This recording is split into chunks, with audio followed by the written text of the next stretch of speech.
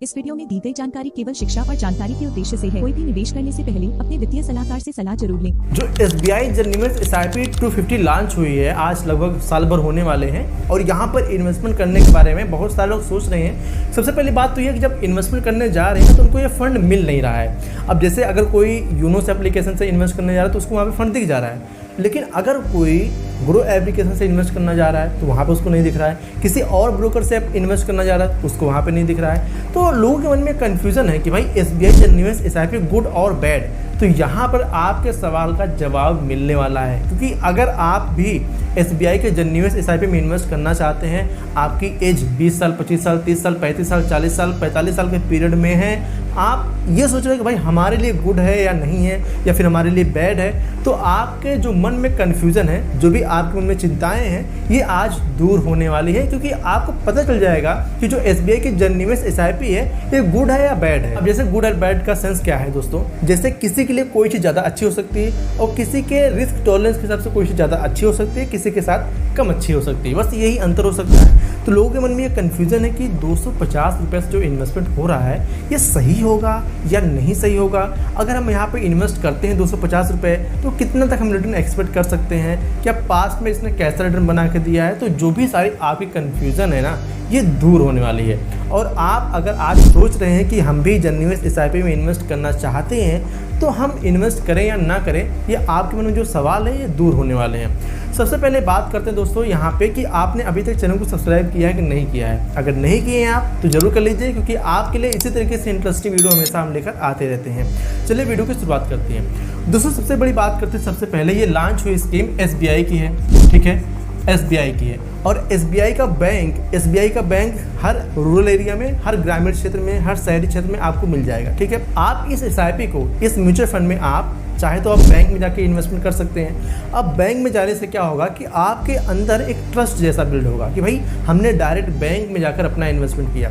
Mostly जो लोग 250 रुपये वाली SIP, जो जननिवेश SIP यहाँ पे इन्वेस्ट करना सोच रहे हैं, वो लोग गाँव एरिया से बिलोंग करते होंगे या फिर बहुत ज़्यादा इनकम वो जनरेट नहीं कर पा रहे हैं। वो इसीलिए जननिवेश SIP में इन्वेस्ट करना चाहते हैं, क्योंकि वहाँ पर उनको कम से कम बैरियर मिल जाता है कि हमारे पैसे कम से कम में इन्वेस्ट हो जाएंगे, तो इसीलिए लोग सोचते हैं। अब मैं आपको एक चीज़ बताता हूँ, जैसे कि आपके गांव में, आपके पास पड़ोस में कोई SBI की बैंक है। अगर आप वहाँ पर जा सको अकाउंट खोलने के लिए, आपका अगर वहाँ पे अकाउंट भी है, अगर वहाँ से आप इन्वेस्टमेंट करना चाहो तो आप आराम से कर सकते हो। आपको सीधे जाना है, बैंक मैनेजर से बात करना है कि भाई मुझे SBI के जननिवेश SIP में इन्वेस्ट करना है, आप वहाँ से कर सकते हो। अब दूसरा चीज़ मैं आपको बता देता हूँ, अगर आपने यूनो एप्लीकेशन डाउनलोड किया है तो वहाँ से भी जाकर आप जननिवेश SIP में अपना इन्वेस्टमेंट शुरू कर सकते हो। तीसरा ऑप्शन दोस्तों आपको मिल जाता है ग्रो एप्लीकेशन से और मिल जाता है फ़ोनपे से, पेटीएम से, आप वहाँ से SIP शुरू कर सकते हो। लेकिन यहाँ पे हम बताते हैं आपके लिए SIP गुड है या बैड है। सबसे पहली चीज़ बात करते हैं दोस्तों, सबसे पहले बात करते हैं गुड की। तो अगर हम अच्छी चीज़ की बात करते हैं तो यहाँ पे SBI की स्कीम है, जिसकी वजह से क्या होता है कि अगर गांव में हर जगह SBI की बैंक है तो लोगों के मन में जो ये डर होता है कि हमारे पैसे कहाँ पे इन्वेस्ट हो रहे हैं, कहाँ पे इन्वेस्ट होंगे, कोई पता ही नहीं चलेगा। तो यहाँ पे जब SBI की बात होती है तो SBI पे लोग भरोसा कर लेते हैं कि SBI की बैंक हमारे आसपास पड़ोस में है, तो वहाँ पर उनको चिंता कम हो जाती है। और दूसरी चीज़ दोस्तों, SBI की AMC है, ठीक है, AMC यानी एसेट मैनेजमेंट कंपनी SBI की यूनिट है। और दोस्तों सबसे बड़ी बात ये है कि जो ये AMC है SBI वाली, जो और भी AMC है जैसे HDFC की AMC है, क्वांट की AMC है, जो भी AMC है उनमें तो एसेट मैनेजमेंट कंपनी के रूप में सबसे बड़ा AUM मैनेज करने वाली नंबर 1 कंपनी आती है SBI की AMC, ठीक है। तो यहाँ पर जो लोगों का ट्रस्ट थोड़ा सा और बढ़ जाता है कि भाई SBI की AMC है और जितनी भी AMC अपना फंड मैनेज कर रही है उनसे सबसे ज़्यादा फंड ये मैनेज कर रही है, उसमें नंबर 1 ये आ रही है। यहाँ पर लोगों का ट्रस्ट बिल्ड होता है, ठीक है। दूसरा यहाँ पे फायदा दोस्तों यहाँ पे होने वाला है कि आप यहाँ पे 250 रुपये से अपना एंट्री ले सकते हो।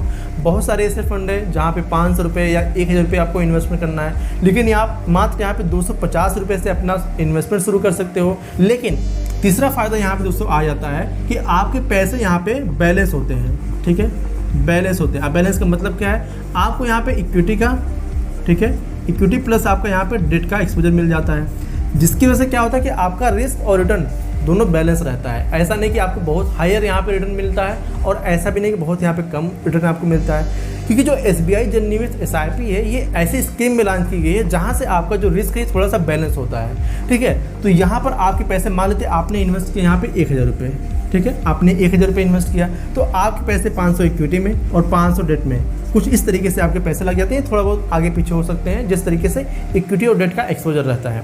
तो जिसकी वजह से क्या होगा कि आपके पैसे मार्केट में पूरा डिपेंड नहीं होंगे और ना ही आपके पैसे पूरा डेट में रह जाएंगे। तो डेट और इक्विटी दोनों का आपको यहाँ पे रिटर्न देखने को मिलता है, जिसकी वजह से क्या होता है कि आपका जो रिटर्न है बहुत ज़्यादा फ्लैक्चुएशन नहीं होता। जो आम आदमी डरता क्यों है कि भाई अगर हम स्टॉक्स में इन्वेस्ट करेंगे, जो म्यूचुअल फंड में इन्वेस्ट करेंगे, म्यूचुअल फंड में अगर पैसे इन्वेस्ट करेंगे तो स्टॉक में लगाएगा और स्टॉक मार्केट नेगेटिव जाएगी तो म्यूचुअल फंड में नेगेटिव जाएगा, तो हमारे पैसे ओवरऑल नेगेटिव में जा सकते हैं। आम आदमी इसी से डरता है और इसीलिए लोग इन्वेस्टमेंट करने से डरते हैं, नहीं इन्वेस्ट कर पाते हैं। और जब आपके पैसे बैलेंस होते हैं तो डरने वाली बात कम हो जाती है। तो अगर आप SBI की जेन्युइन SIP में इन्वेस्ट करने के बारे में सोच रहे हो तो आप बैंक के थ्रू भी इन्वेस्ट कर सकते हो और यूनो के थ्रू भी इन्वेस्ट कर सकते हो, आप ग्रो वगैरह एप्लीकेशन से भी इन्वेस्ट कर सकते हो। ये तो होगी दोस्तों यहाँ पे इसकी गुड वाली बात। अब बात करते हैं थोड़ा सा बैड वाली बात में। अगर यहाँ पे आपने 2000 रुपये की SIP शुरू कर दिया, 250 रुपये की आपने SIP शुरू कर दिया और आप चाह रहे हो कि मैं 250 रुपये ही महीने इन्वेस्ट करता रहूँ, तो भाई अगर 250 रुपये आप डायरेक्ट इन्वेस्ट करते रहोगे आप कितना ही पैसा बना लोगे। जो बैलेंस एडवांटेज फंड होता है दोस्तों, यहाँ पे अगर इसके पास्ट के रिटर्न को देखा जाए तो लगभग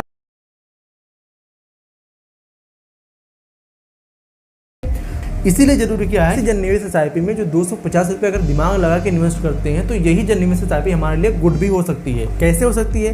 क्योंकि 250 रुपये आप अगर डायरेक्टली सिंपली इन्वेस्ट करते रहोगे तो बहुत ज़्यादा आपका इन्वेस्टमेंट भी नहीं होगा और बहुत ज़्यादा आप कॉर्पस भी नहीं बटोर पाओगे। लेकिन इसी 250 रुपये में आप प्लस 10% या प्लस 20%, जिस तरीके से आपकी सैलरी बढ़ रही है, जिस तरीके से आपकी इनकम बढ़ रही है, जिस तरीके से हर साल इन्फ्लेशन यानी महंगाई बढ़ रही है, अगर आप भी अपने पैसे को बढ़ा के इन्वेस्ट करते हो तो यही जो कॉर्पस है